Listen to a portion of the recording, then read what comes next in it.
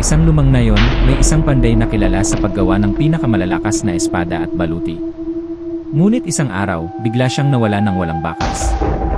Makalipas ang maraming taon, isang manlalaro ang nakakita sa abandonadong pandayan. Mainit pa rin ang pugon kahit matagal nang walang tao. Sa ibabaw ng anvil ay may nakasulat na babala. Huwag mong tapusin ang huling espada. Dahil sa pag-uusisa, ipinagpatuloy ng manlalaro ang paggawa ng espada.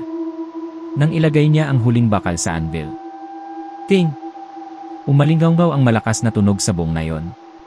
Biglang namatay ang lahat ng ilaw at nagsimulang magbukas at magsara ang mga pinto ng mag-isa.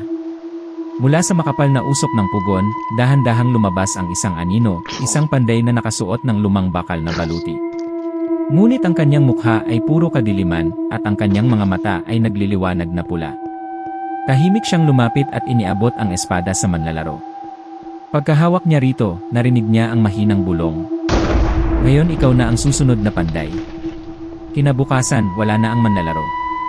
Ngunit kapag dumadaan ang ibang manlalaro sa abandonadong pandayan tuwing hating gabi, may naririnig silang tunog ng martilyo na paulit-ulit na humahampas sa anvil.